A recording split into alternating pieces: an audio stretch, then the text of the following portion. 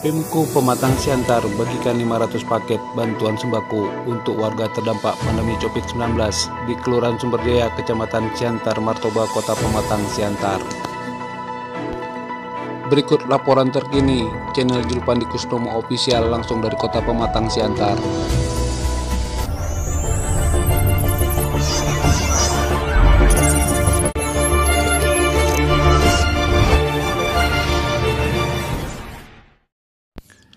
Halo guys, assalamualaikum warahmatullahi wabarakatuh. Masih bersama saya Julpandi Kusnomo di channel Julpandi Kusnomo Official.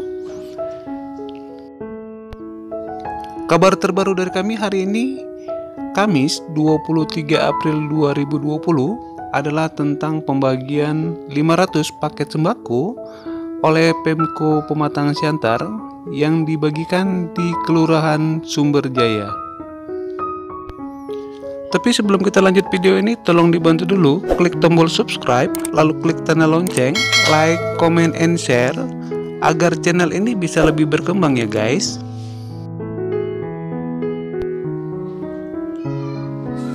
Pemko Pematang Siantar bagikan 500 paket bantuan sembako kepada warga Kelurahan Sumberjaya, Kecamatan Siantar Martoba, Kota Pematang Siantar, Sumatera Utara, Kamis 23 April 2020 sekitar pukul 15 WIB sore tadi di kantor Lurah Sumberjaya. Paket sembako itu diperuntukkan warga yang terdampak pandemi COVID-19. Kalau arahan sih diperuntukkan warga yang tidak mampu, namun pihak kelurahan mengambil kebijaksanaan juga memberikan bantuan kepada yang juga terkena dampak pandemi COVID-19 ini, seperti yang kena PHK, ojol, pelaku usaha kecil menengah yang sudah tidak bisa menghasilkan lagi. Ucap Sofian Siregar, Lurah Sumberjaya kepada channel Julpandi Kusnomo Official.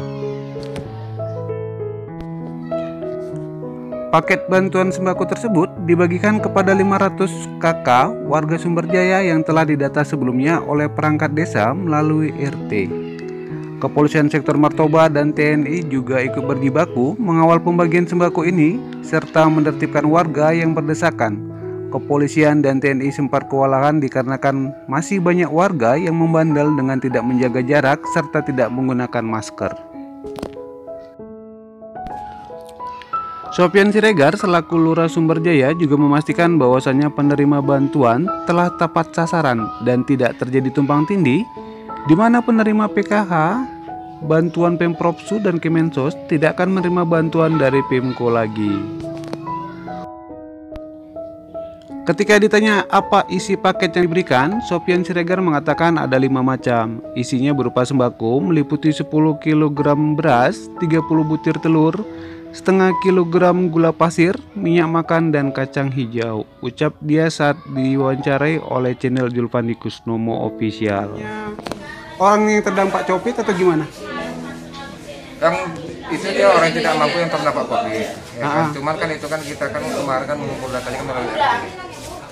Nah, karena kan kita percaya sama RT itu yang lebih tahu warga-warganya daripada kita kelurahan kan. Nah, RT-nya kan lebih tahu. Berarti Pak RT yang mendata ya Pak Lurah ya? Iya, cuman kan kadang-kadang kan nggak semua, kadang ada juga warga itu datang kemarin mengantar. Tapi sebagian besar tuh. Kalau ketentuannya Pak Lurah, ketentuannya itu dari pusat sesuai SOP itu seperti apa? Untuk warga tidak mampu atau apa itu? Warga tidak mampu. Lalu yang menerima PKH Pak Lurah, atau ini tumpang tindih nggak antara penerima? Mudah-mudahan tidak ada. Tidak ada yang karena menerima. Kan, makanya kan dia kan di sini kan kita kerjasama dengan orang PKH sama relawan IPSK. Mereka yang mendata di depan itu. Berarti yang menerima bansos beda ya, yang dari tidak dapat lagi. Seperti kita ketahui bersama, bantuan ini sangat ditunggu-tunggu oleh masyarakat lantaran banyak orang yang kehilangan pekerjaan akibat PHK besar-besaran di masa pandemi COVID-19. Dalam kesempatan tersebut, salah seorang anggota DPRD Kota Pematang Siantar dari fraksi PDI Perjuangan, Ferry Sinamu, turut hadir ikut mengawasi jalannya pembagian paket sembako tersebut.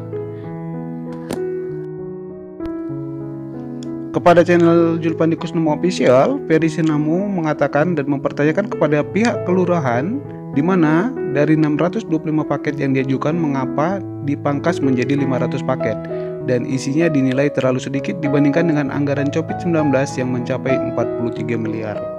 Boleh diulang berapa jumlah anggaran yang di 43 miliar. 43 miliar Ya. untuk yang terkena dampak COVID-19 Ya, ini ya. untuk COVID-19 ini 45 miliar, 43 miliar.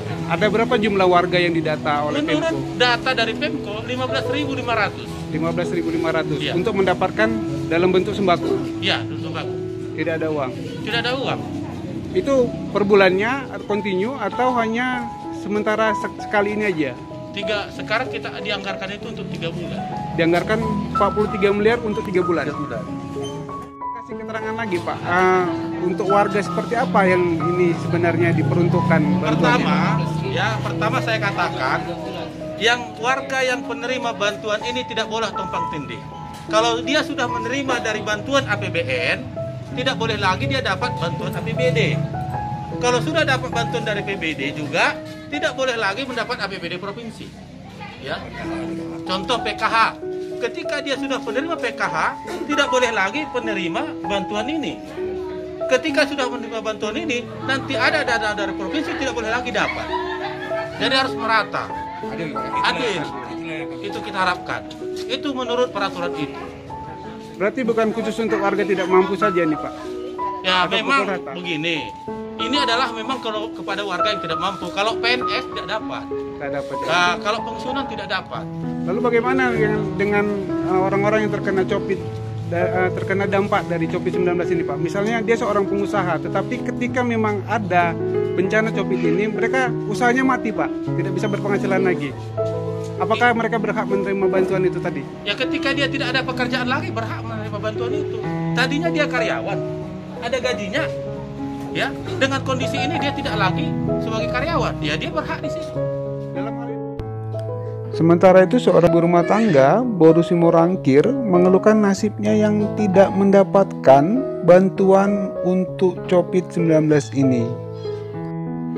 Ibu tidak takut kami corona lagi, takut kelaparan.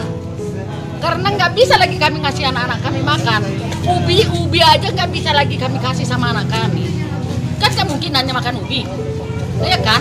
Satu hari, oke lah kalau satu hari kita kasih makan anak kita makan ubi. Terus untuk kelanjutannya sampai Desember, karena ini dikatakan si Jokowi sampai Desember selesai. Terus sampai ke Desembernya kemana pula lagi? Bapak sama ibu pekerjaannya apa? Bertani. Bertani ya. Saya bertani. Sementara hasil tani pun tidak bisa kita salurkan. Dampak dari COVID-19 ini ya? Iya, dampak dari COVID-19 ini. Tetap beli pupuk, tetap beli bibit ya? Tapi tidak bisa kita pakai. Tapi hasil panen tidak ada yang membeli? Tidak mencukupi. Tidak mencukupi? Tidak mencukupi. Jangankan untuk makan, hanya untuk beli beras saja pun kita nggak bisa. Nah, coba Bapak aja pikirkan Bapak lagi gimana? Sejauh ini pemerintah tidak ada taruh perhatian ya kayak ya, itulah artinya sekarang kami udah sebulan setengah kita disuruh di rumah. Terus kalau kami di rumah mau makan apa? Kita yang kita keluarkan kita makan kembali gitu. Kan nggak mungkin. Lalu harapan Ibu untuk pemerintah apa ini? Ya haruslah diperhatikan, jangan dibilangnya karena sudah dapat bantuan ini, nggak cukup bantuan 600.000 untuk makan satu keluarga. Kalau mau di London lah mana daerah yang apa, jangan dikasih bebas yang di sana ke sini biar kita bisa bekerja yang di sini. Jangan semua negara jadi rakyat Indonesia ini mati. Kalaupun mati hanya bersebatas Jakarta lah mati. Kalau cepat dulu. Julpandi Kusnumo Official dari Kelurahan Sumberjaya mengabarkan.